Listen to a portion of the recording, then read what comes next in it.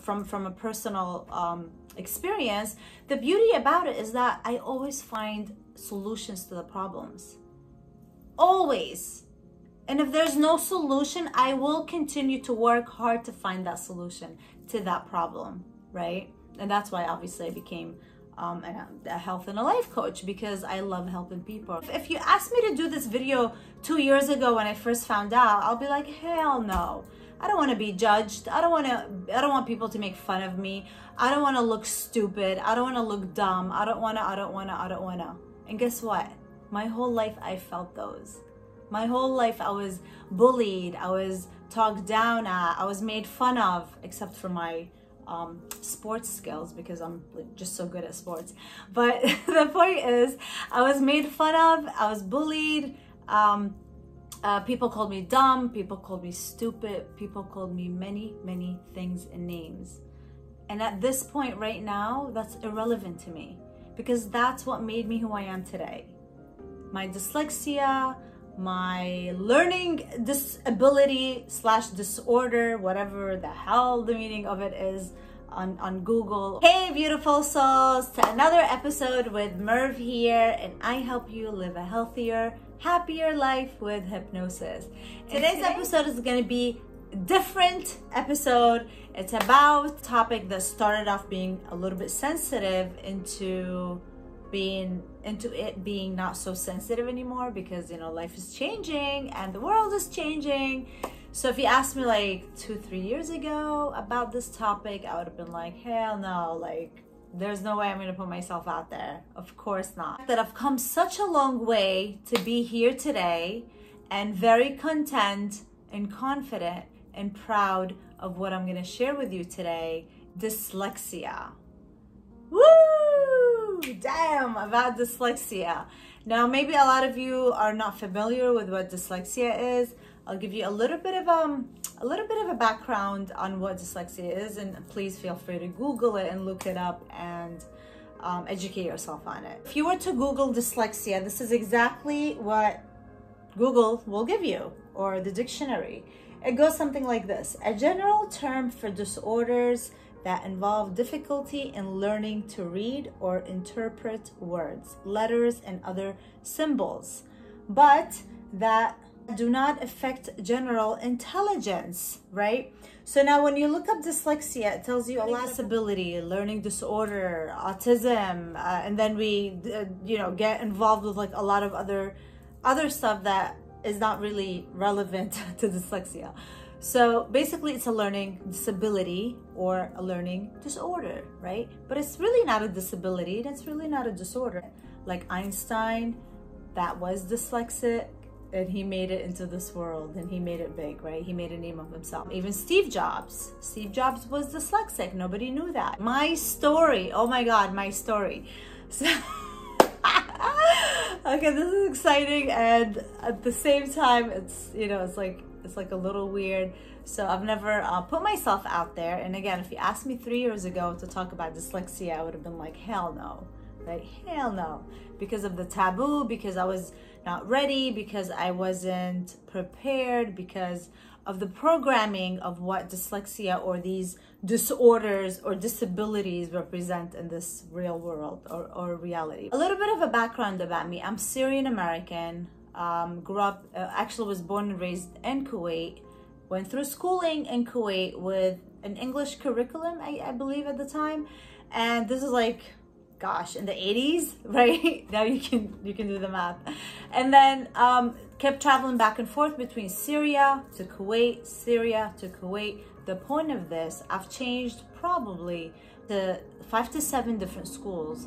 And then when I moved here to US, at the age of 12, I also had to go ahead and repeat the 7th grade, basically. So I came here in the middle of the year, and I had to repeat 7th grade because of my learning disability, right? That I had no idea about at the time, right? So mind you, I didn't think of anything. Nobody actually knew of anything. So I moved to US, immigrated at the age of 12, and there goes everything there goes my learning experience, right? So from the age of 12 all the way through college has been in US. So thank God, right? But my programming from the age of 0 to the age of 12, right? My programming was 5 to probably 7 different schools, right? Just imagine the transferring from one school to another, the transferring of curriculums, the transferring of even having or making friends at such a young age, right? And let's go ahead and, you know, play the violin a little bit, feel a little bad for me. No, that's not why I'm here. And the fact that I changed 5 to 7 schools in my programming, in my prime of learning, I have no idea how I freaking survived that. But come to US from the age of 12 up to high school and then up to college, right? So I built this form of being an overachiever. I was always that BC student. I was always that student that went out to get that extra help, right? That extra help. I always took summer classes, not because I was bad in school, basically like skipping classes or cutting classes or having detention or being a bad student, not because of that, but because I needed that extra help, that extra support. And math was my favorite subject and my favorite topic till today. And I was really good at numbers, but I wasn't good at English or reading or science. Well, a little bit of science, but not really. Or literature, or God, don't tell me to write a freaking essay, right? So I wasn't good at those. And I got a lot of help to actually make it through school. And I have no idea how I survived college and got my bachelor's in business, because I had no idea what I wanted to do at that point still. But the point of this comes to after college, and here I am in corporate America working as a sales and marketing and just going against all odds. So I'm an introvert at heart, believe it or not. And yep, I'm not an introvert right now, but I am an introvert at heart, and I wanted to cut that out. I wanted to change that. So what did I do? I got involved in sales.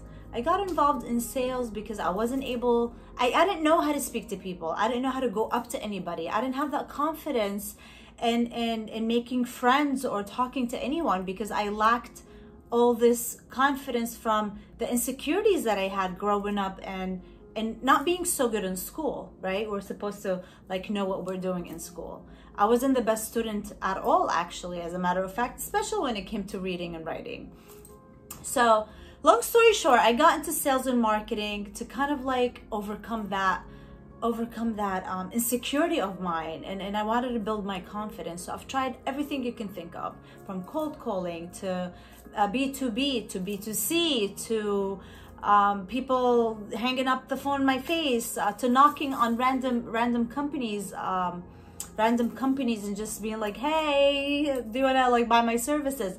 So I've tried it all, and not because I loved sales, no, but because I hated how I was an introvert and I lacked so much confidence, and I wanted to build my confidence and to learn. I continued wanting to learn. That's the beauty about dyslexia, is that we love to learn. So fast forward, became a sales and corporate, and then there comes the problems of corporate with a dyslexic person. You don't know what the hell you're doing at the end of the day. All your emails are spelt wrong. You forget to attach, you forget to CC and BC, and the words that you're trying to type and write are not exactly the words that you're trying to say and come across. So fast forward that again, I quit corporate and I wanted to follow my passion in helping others, because I've been through a lot of struggles throughout my life to make it here. And I know how it feels being dyslexic and being a bilingual person that speaks two languages, and just changing so many schools at my prime of my programming between the age of 0 to 12 or to 10, right? I know how it feels. I very much know how it feels. Now, here's the tricky part. All throughout my years, up until 2 years ago, yes, up until 2 years ago, where I was 36. Now you can do the math. I'm 38 right now, yes. So I was 36, and I went and I did an internship at this hypnotherapist slash doctor slash many things. So I went to do this internship because I started to get into hypnosis, and I loved hypnosis and I wanted to learn more about it. So I offered to do a free internship because I wanted to learn. Again, I wanted to learn. And so I'm like sitting down doing this exercise at lunch break with the doctor. He told me the instructions of what I needed to do. Pay attention. He told me the instructions. Like, just write the sentence that that you feel, write the first thing first or the second thing second. I forgot what it was, and that's another thing that we forget a lot. So I wrote it down, and then after I wrote down what I understood from the instructions, he goes and he's like, no, that's not what I asked. I was like, so what did you ask? He's like, no, I asked to write da da da da. And he repeats himself again. I'm like, oh, I'm sorry, I misunderstood. Okay, let me go ahead and do it again. So I go and I scribble back over what I wrote to go ahead and write it again. And he's like, hold on. I was like, what? He's like, is this how you scribble usually? I was like, yeah. So I was writing from left to right. And again, I'm bilingual, so Arabic language goes from right to left. So he goes right from left to right, so I did, and then I scribbled from right to left. And then he was like, hold on. I was like, what? He's like, are you dyslexic? I was like, I don't know. Am I? He's like, I think you are. And then he started to, like, you know, diagnose me even more and more and more, and then come to realize me going back and thinking, oh shit, that's why this didn't work. That's why I did that. And that's why, and that's why, and that's why, and that's why. And I was like, oh my God, what the hell? Oh, it was like, hallelujah. Now I understand. Now I understand all these times that I failed, or all these times that I didn't get it, or all these times that I was misunderstood, or all these times that it didn't make sense to me, and all these times that I needed extra help. And on top of extra help, and on top of extra help, and on top of extra help. And I still struggled. I struggled, but I passed.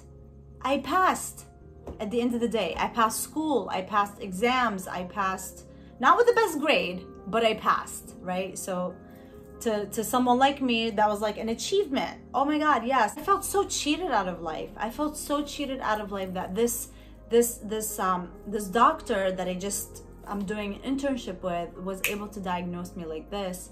But the whole schooling system and education, and even my family, even my own family didn't know, right? The whole schooling system and the whole family and siblings and education and the different countries and schools that I lived in didn't even diagnose me.